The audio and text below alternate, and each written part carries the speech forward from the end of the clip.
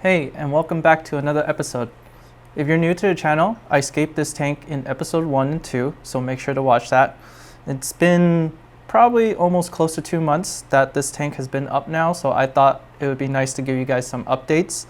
As you can see, the plants are grown in pretty well. We even got the aerial column to flower a little bit, which is nice. Some of it melted, admittedly, but at least we got one. Maybe when we do restock, I'll plant some more. The Monte Carlo is doing really nice. It's growing really thick. The hair grass obviously is growing very, very fast. But today's video, we're gonna do maintenance. So I'm gonna show you how to clean the rocks, clean the pipes, and clean off some of the diatom algae, which is normal on the plants. So stay tuned.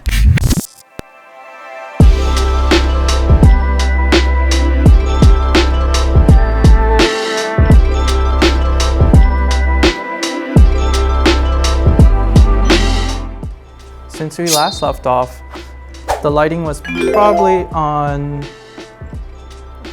level 6 or so. Now it's pretty much on full power. Basically, I've been bumping the light up in terms of brightness once a week. And now the plants are pretty much grown in, so it's gonna enjoy a lot more light, especially when it's growing rapidly. And this is how we're getting the carpet so thick in the front, and also the hair grass to grow super fast. So there's gonna be a few tools that I'll be using. I'll go through them one by one in a bit, but first I'm gonna drain out some water and unplug the surface skimmer. It's not gonna be a lot of water that I'm draining, it's just enough for me to not swish around the water and have it overspill. But let's do it. First, I'm gonna unplug the surface skimmer. And now that that's unplugged, I'm just gonna drain out a little bit of water. And usually whenever I'm draining out water, I use the opportunity to siphon out as much debris and detritus and waste as possible. And I usually keep the main filter running just because I don't want to interrupt the bacteria in the biomedia itself. And I usually suggest siphoning and not just doing a straight water change, because the filter doesn't always pick up all the detritus that's really just laying on the hardscape or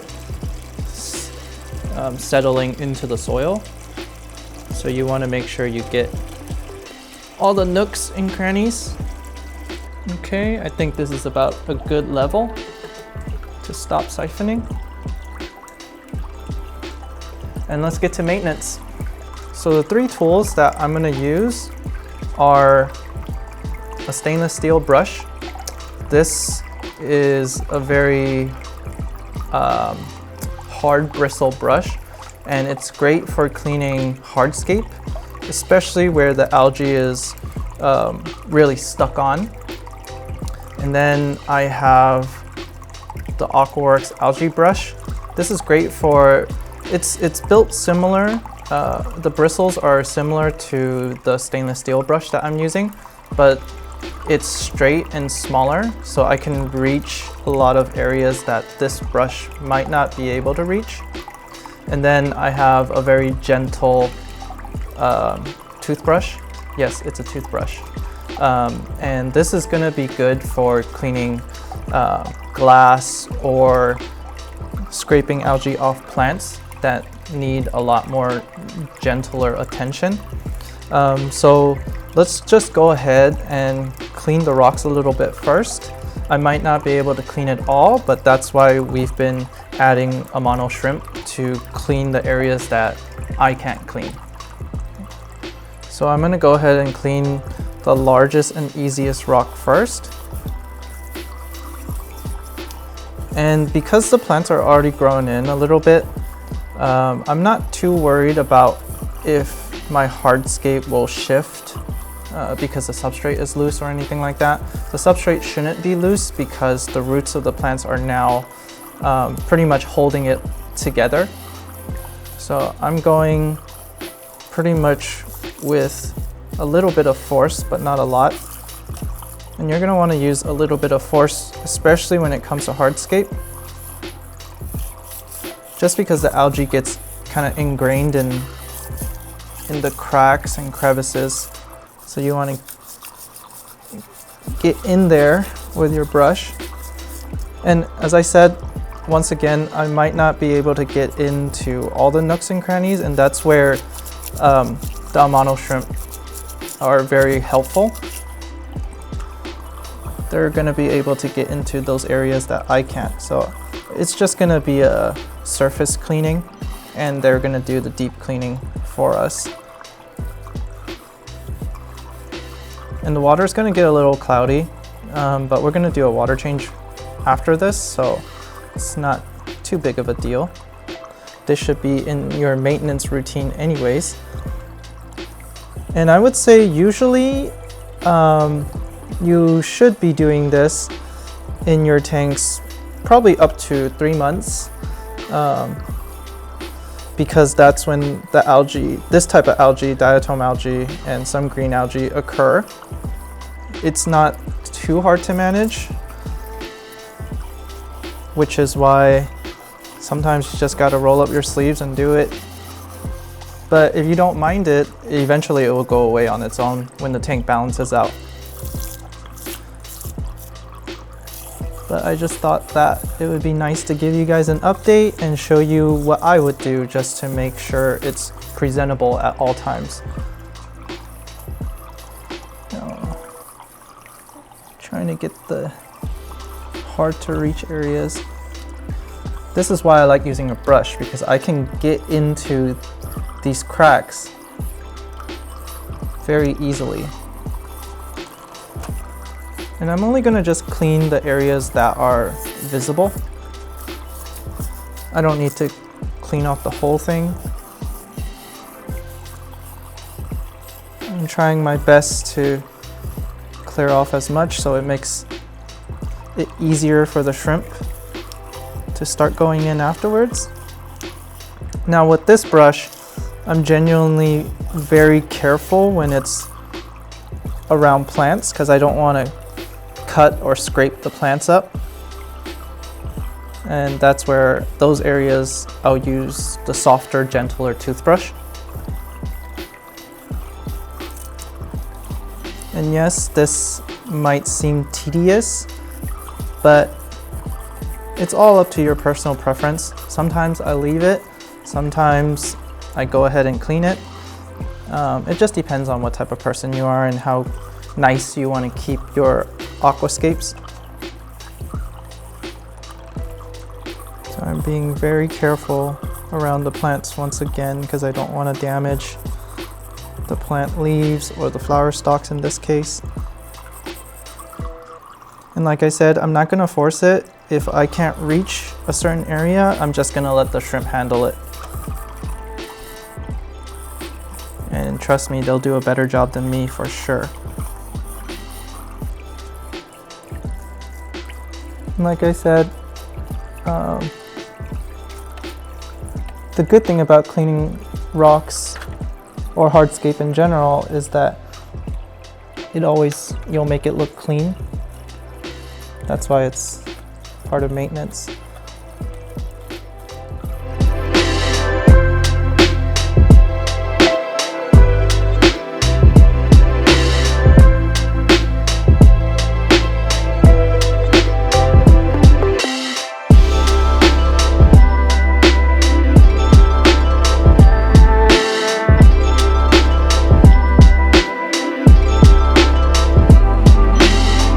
I just went through the big areas with this brush, and now I'm going to move on to the areas I couldn't reach with this brush with the AquaWorks algae brush. So like this area right here that I couldn't get into, this brush makes it very easy for me to reach in that area.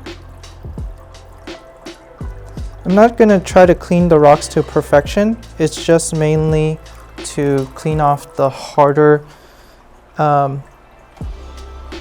clean algae, so that it makes the shrimp's life a lot easier. Just because I'm not cleaning the rocks all the way doesn't mean I'm trying to be lazy. It's just more of being able to utilize all the tools and shrimp at my disposal. You can call this brush like a fine detail brush.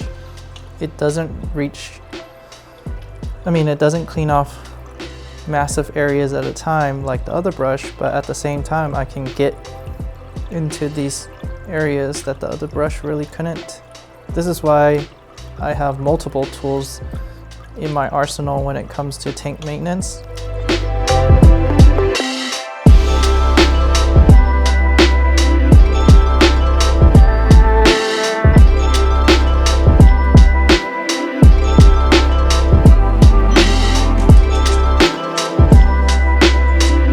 So I just finished going through all the little detailed areas with this harsh brush.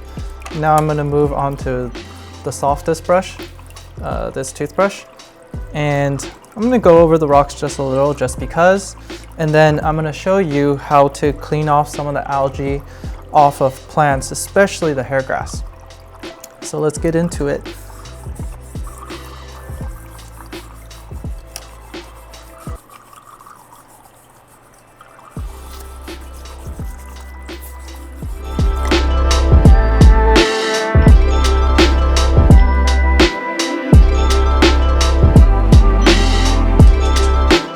Okay, so now onto the hairgrass.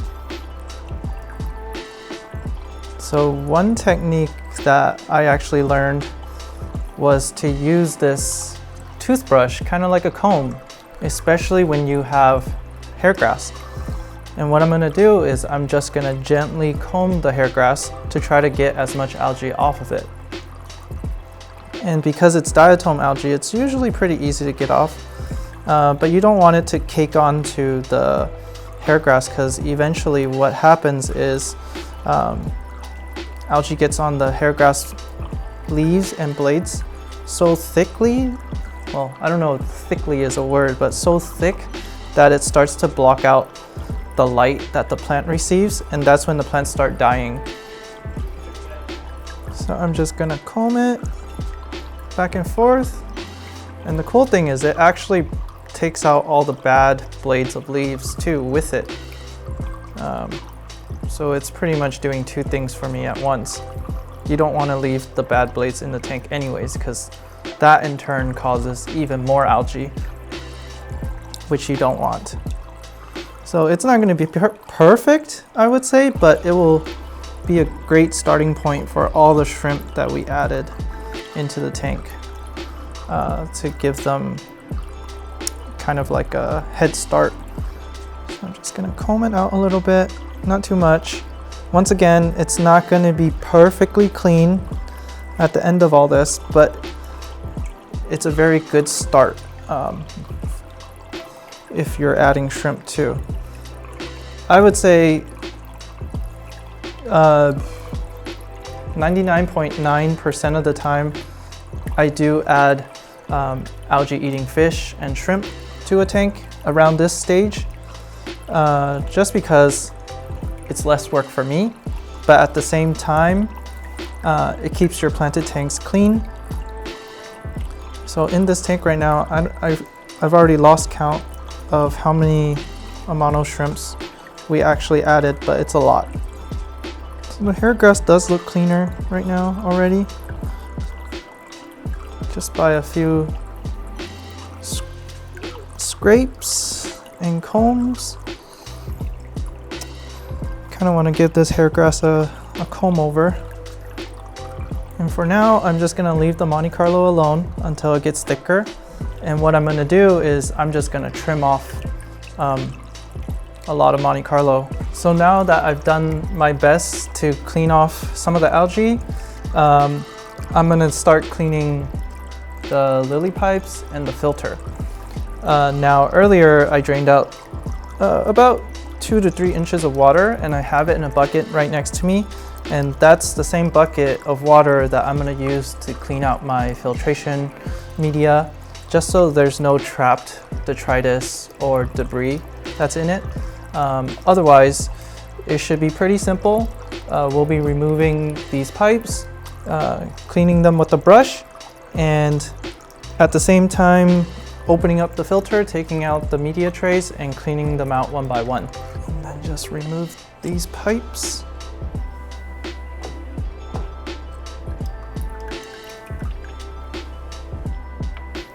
Into the bucket of water so it doesn't spill everywhere.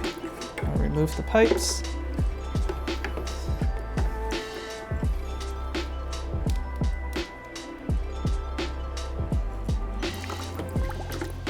Okay. So now I have 2 dirty pipes that are ready to be cleaned. Once again, these are Aquarium NeoFlow pipes that I'm using, and they're very easy to take apart. And I'll clean these up one by one. First, let's take a pipe cleaner. This is made with a very slinky-like spring, and it has bristles on the end, 2 different sizes. Usually, I use the smaller side for 1/2-inch tubing and the thicker side for 3/4 inch tubing. So now I'm going to clean the filtered tubing first because they are pretty dirty. And all you need to do is just jab this tube straight through and then pull it back out. And you're going to want to do this at least 2 to 3 times to make sure it's all clean.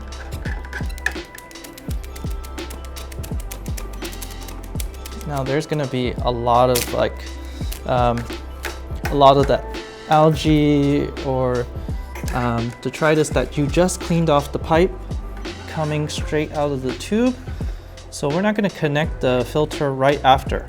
I'll show you guys a nice little trick that I taught myself. I'm going to do the same with the other side.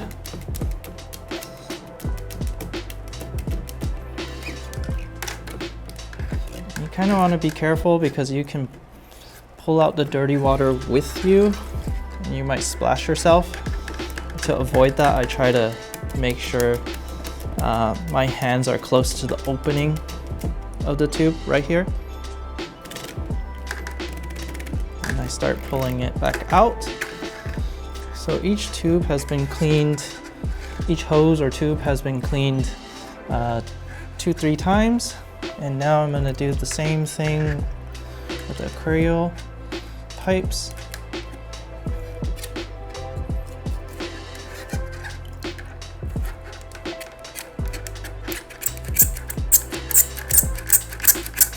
Sorry for the scratchy sounds.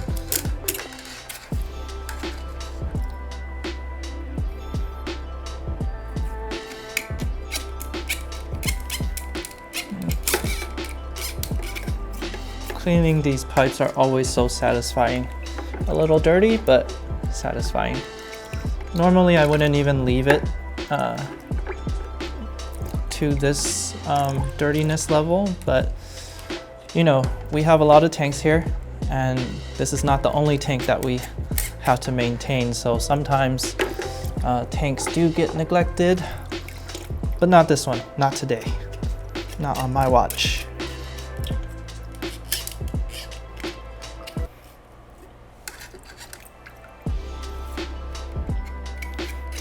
Don't forget to also clean the outside of these pipes too. Just because you're cleaning the inside doesn't mean the outside is clean, because just like glass, the outside is gonna get dirty too. Ooh, I just made a mess. Usually using a towel is enough to make sure that they're clean. Now you see the inside of the tubing is clean, but the outside still has algae built up. So what I do is I just wrap a towel around it and I just clean the algae off. It doesn't take much to clean it. is usually all it needs. And if it does get kicked on really good, you're gonna wanna scrub it off. Okay, so we have this compared to this. Obviously this is gonna be cleaner. So now we'll do the same thing with this.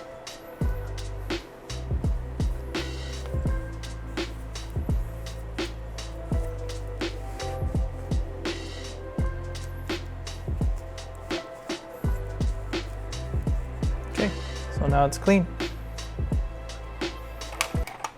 So the pipes and the tubing are clean.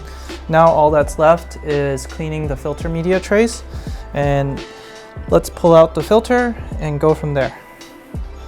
Okay, tubing is still good. You always want to leave the tubing in a bucket so that you don't make a mess all over the place.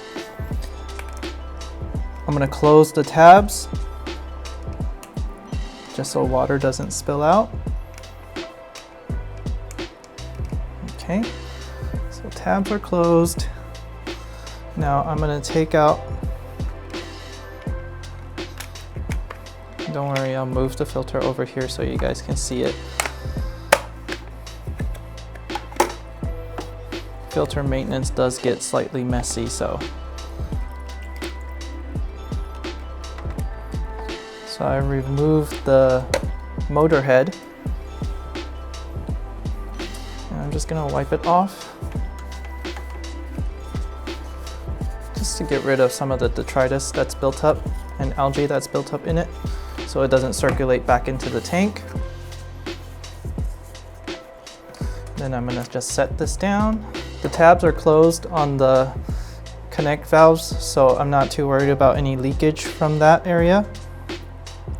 Now I'm going to take out every tray one by one, and we're going to clean them out in the same bucket. That way you don't lose the bacteria that's been building all this time. And there's a filter sponge in here, so I'll just squeeze it out.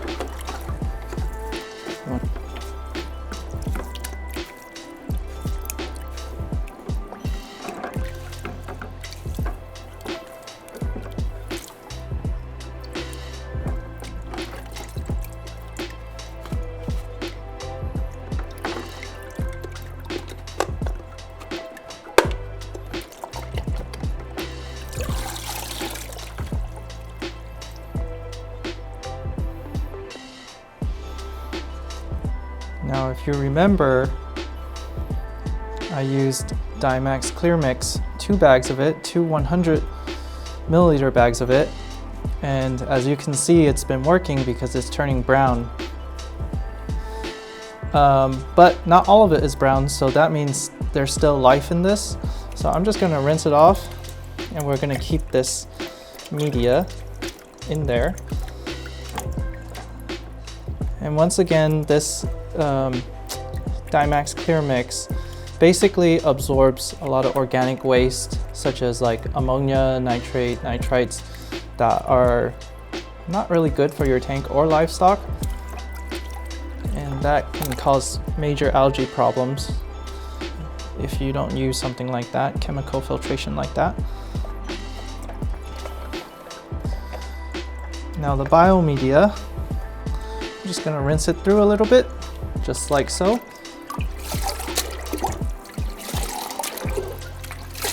And that should be enough. You don't need to rinse this in hot water, cold water, because this is where, in these little cubes or biomedia is where the bacteria lives, so you don't want to disturb it. Otherwise your tank's going to go through a cycle again. This one is the last tray of more biomedia. So we're just gonna rinse it out the same way. Okay, like so. Just gonna leave it in the bucket. Now all the water that's left over in the filter, I'm just gonna dump out. So now that the media is quote unquote clean, I'm going to put every tray back in the same orientation. Now if I can figure that out, yep, like this. I'm just going to clean it a few more times.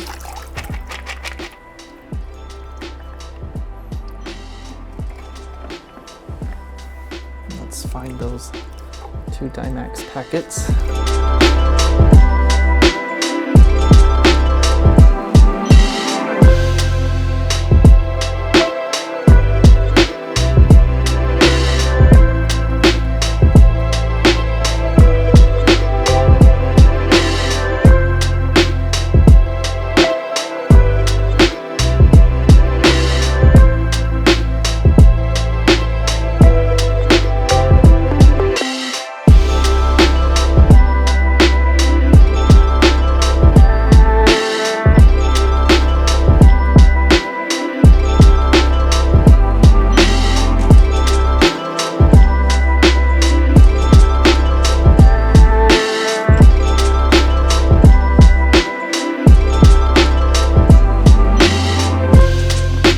So the final piece of filter maintenance is actually putting the pipes back together.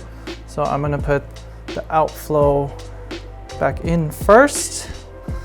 And now I have to figure out which one is the out and which one is the in.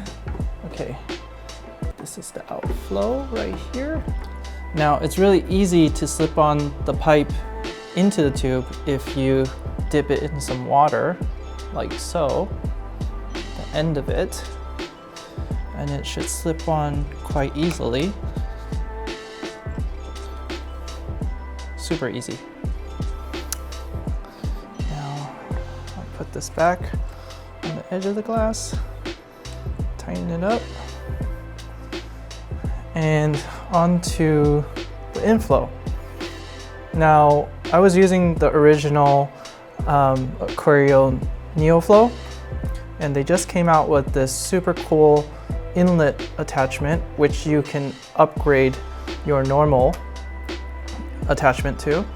And the cool thing about this is that instead of just slits, it has little holes.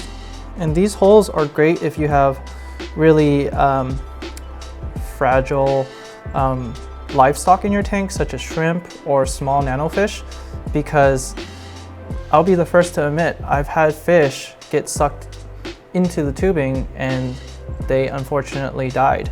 So with this design, it prevents that from happening. And because we just added a ton of Amano shrimp for algae cleaning, this is the perfect attachment for it. So I'm gonna just slip this on, and it fits directly on perfectly, like so. And then I'm gonna do the same thing with the end of this. I'm gonna dip it into some water or put some water around it. Okay. And then I'm gonna find the hose. Let the water drain out a little bit.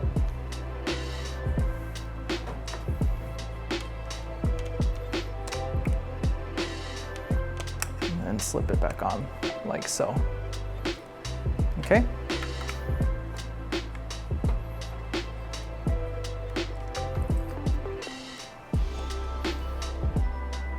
Okay, and we're back in business. So let's get the filter up and running and do a major water change, and then the tank should look nice and clean again.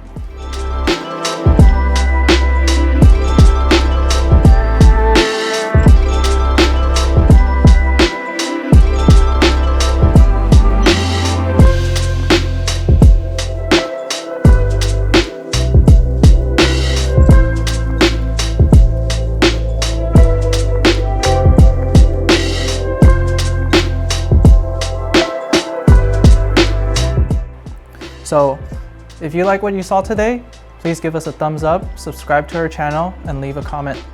Until next time, peace.